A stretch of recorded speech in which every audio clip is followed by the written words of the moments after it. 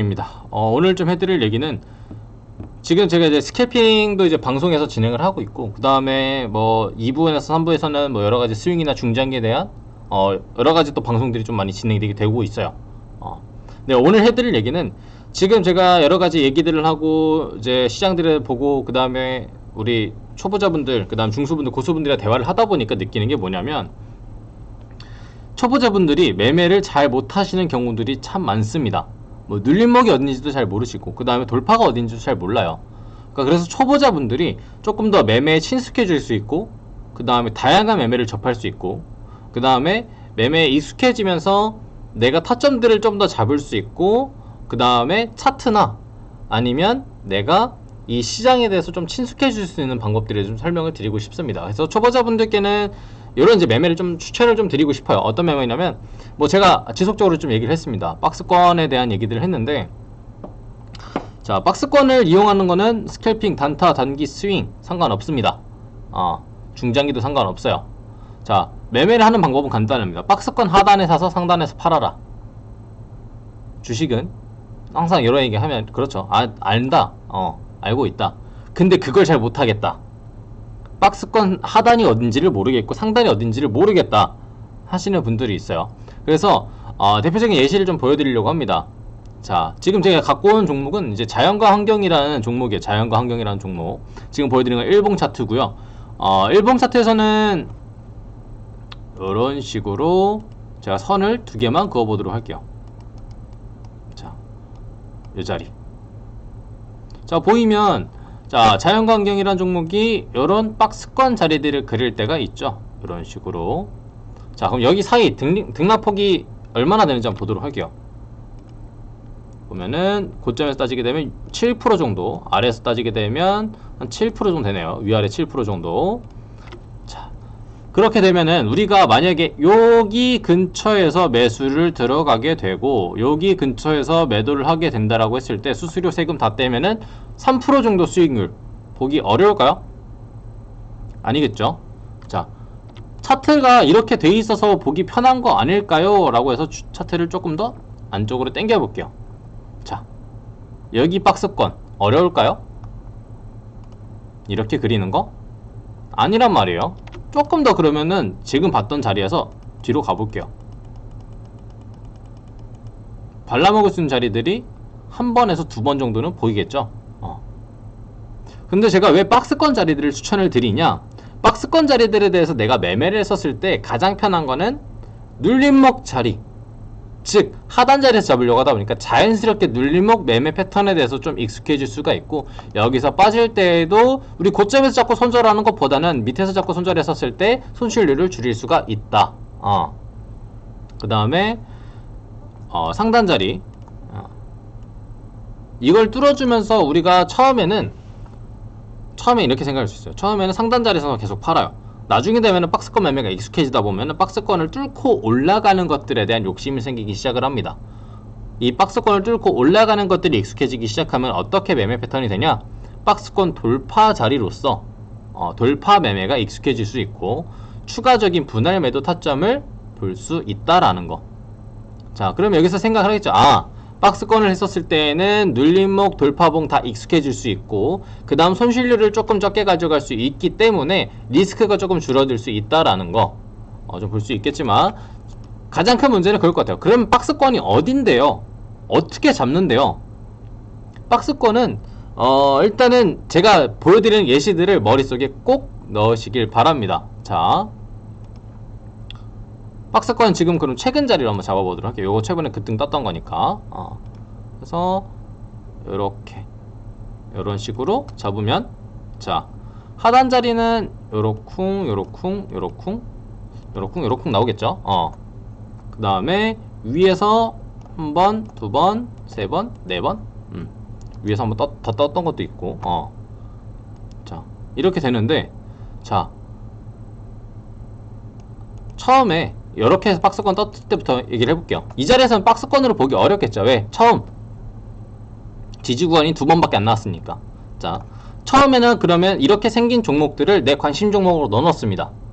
지지구간을 받기 시작한 종목들, 받기 시작한 종목들. 자, 그 다음에 올라갔다가 다시 떨어지는 걸 보고 2차, 3차 지지 받는 걸 확인을 해요. 1차, 2차, 3차. 그러면 내가 3차 지지 구간 받는 자리에서 생각을 했었을 때 접근을 할 수 있을까요? 없을까요? 할 수 있겠죠. 그러면 접근을 해서 올라갈 때 다시 익절을 하고, 다시 내려오는 거 확인하고, 올라갈 때 다시 익절하고, 이런 패턴들을 볼 수 있다라는 거. 그러니까 처음에 1차 눌림목, 2차 눌림목 나왔을 때 관심 종목으로 빼놓으세요. 그 다음에 2차 눌림목 이후에 3차, 4차 지지구간이 나올 때마다 내가 타점들을 잡고, 세 번째에서는 내가 처음에 초보자라서 아직 확실한 지지구간인지 확인을 못하겠다 라고 하시면 3차에서는 조금만 소량으로만 잡고, 네 번째 지지구간 나올 때 매수를 한번 더 들어가서 세 번째보다는 크게 잡고 보면 된다라는 거. 자, 이거는 이제 일봉으로 설명을 좀 드렸던 거고, 분봉 자체에서는 이제 스캘핑, 분봉으로 스캘핑 타점에서 봤었을 때에는 스캘핑 타점에서 눌러줄 때 이 구간들이 많지 않아요. 한 번, 두 번, 세 번, 네 번, 다섯 번, 여섯 번 이렇게 눌러주는 구간들이 많지 않습니다. 그래서 스캘핑에서는 밴드 매매라고 그래서 큰 윗자리랑 아랫자리들, 그 다음에 여기 윗자리에서 튀어주는 구간들을 잡아서 매매를 하는 방법이 있는데, 그거에 대한 방법은 제가 나중에 따로 한 번 더 설명을 드릴 거고, 오늘은 이제 일봉으로 초보자분들이 안전하게 좀 매매할 수 있는 방법에 대해 설명을 드립니다.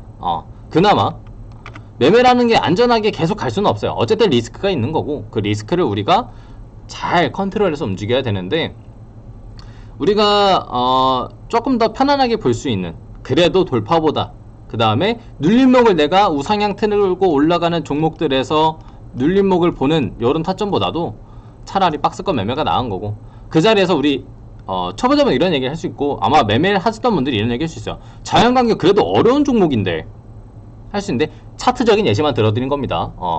자연광경을 하라는 게 아니라 차트적인 예시를 들어드린 거예요. 이런 자리가 박스권 자리, 아까 왔던 이런 자리가 박스권 자리니까 이런 자리들을 찾아서 매매를 하면 된다라는 거. 그럼 이런 자리에서 우리가 박스권을 볼 때 어떤 자리들을 보면 좋을까 라고 하시면, 박스권 꼬리들이 생기기 시작하는 구간들을 잘 보시면 됩니다. 아시겠죠? 박스권 꼬리들, 박스권 하단을 찍어줄 때 되도록이면 꼬리들로 내려주는 게 좋고, 이왕이면은 그 음봉, 몸통으로 이렇게 내려오진 않았으면 좋겠어요. 그래야 조금 더 지지권 보기 편하니까 꼬리들로 터치만 하고 올라가주는 그런 흐름들을 조금 더 보시면 좋다라는 거. 그렇게 해서 조금 체크를 하시면 좋을 것 같고요. 박스권 매매에 대한 얘기들은 다시 한 번 더 제가 조금 더 보기 편한 그림으로 설명을 드리면, 이제 차트로 봤으니까 다시 한번 설명을 드리면, 윗 고점 자리와 아래 저점 자리에 일정 가격대들을 유지를 해주고 여기 안에서 머물고 있는 차트들을 보면 된다. 그래서 우리가 눌러주는 구간에서 매수를 할 수 있는 타이밍이 되고, 이 매매가 익숙해지면 중간 자리에서 튀어 올라가는 종목들이 있어요. 이렇게 내려왔다가 여기서 튀어 올라가는 종목들, 아예 하단 거까지 안 주고 이 매매가 익숙해지기 시작하면은 중단부터 분할 매수를 해서 아래 단가까지 잡을 수 있는 요런 전략들도 생길 수 있다라는 거. 그래서 이런 종목들은 처음에는 맨 하단 자리들 잡는 걸 먼저 연습하시고요. 그 다음에 중하단 자리 분할 매수하는 거 연습해 보시고, 그 다음에 매도할 때 상단 근처에서만 매도를 하는 게 아니라 상단을 뚫어주고 올라갈 때까지 보기 위해서 상단에서 반매도하고 힘이 있는지 없는지, 거래량이 어떻게 되는지, 외기 매도 물량은 어떻게 되는지 이걸 판단하신 다음에 뚫고 올라갈 때 또 추가적인 분할 매도까지 해보실 수 있으면 좋겠습니다. 박스권 매매 같은 경우에서는 그나마 저는 초보자분들이 접근하기 편하다라고 생각은 했어요. 물론 처음에 박스권 자리들 찾기가 어렵습니다. 처음에는. 왜냐? 아직 차트가 친숙하지도 않고 내가 주린이기 때문에 어떤 종목들을 선택을 해야 되는지, 그 다음에 어떤 차트를 또 봐야 되는지 모르실 수는 있지만, 처음에는 이 박스권 지지랑 저항 그리는 것부터 해서 일정 가격대 안에서 머물고 있는 종목들, 쉽게 생각하면 그거예요. 일정 가격대 안에서 머물고 있는 종목들, 그 하단 자리를 선택을 하고 손절단가 이탈하게 되면 빠르게 정리하고, 그러면 손실률이 많이 줄어들겠죠. 낙폭을 크게 맞는 일들은 좀 없을 거라고 생각을 합니다. 그래서 처음에는 지지랑 저항, 그리고 제가 실시간 방송을 운영하고 있기 때문에 실시간 방송 오전 8시 반부터 오후 4시까지 하거든요. 그때 오셔가지고 이게 박스권인가요? 아니면은 이 자리가 지금 박스권이 아닌가요? 이런 것도 질문 주시면 또 답변 많이 도와드리고 댓글로도 많이 남겨주시면 제가 최대한 도움드릴 수 있는 한 많이 답변도 도와드리도록 할 테니까 혹시 공부하신 게 있다라고 한다면 많이 질문해 주시기 바랍니다. 자, 오늘은 박스권에 대한 얘기를 했었어요. 조금 더 매매에 친숙해질 수 있고, 그 다음에 내가 매매에 도전을 해볼 수 있는, 그 다음에 내가 차트 공부를 해볼 수 있는 그런 공부에 대해서 좀 알려드렸으니까 이런 것들 좀 참고하셔가지고 매매들 좀 잘 해보시면 좋을 것 같습니다. 어떤 기법이든지 간에 100%라는 건 없어요. 박스권 매매도 그렇고 돌파도 그렇고 눌림도 그렇고. 하지만 그래도 우리가 해봤을 때 조금 더 도움이 되고 조금 더 재밌을 수 있으니까 확률을 좀 올릴 수 있는 매매를 선택하시면 좋겠습니다. 마지막 팁 좀 드리자면, 그래도 이왕이면은 일봉으로 봤었을 때 매일매일 거래량이 30만 주에서 50만 주 정도 있는 친구들은 저는 선택을 하는 게 좋을 것 같아요. 그 이하면은 너무 어려울 수 있으니까 영상 끝까지 들으신 분들 이 팁까지 좀 잘 참고하셔가지고 매매를 잘 하시길 바라도록 할게요. 자, 오늘 영상은 여기서 마치도록 하겠고요. 다음엔 더 좋은 내용, 더 좋은 강의, 더 좋은 영상으로 찾아뵙도록 할 테니까요. 구독하고 좋아요, 알림 설정 한 번씩 해주시기 바랍니다. 감사합니다.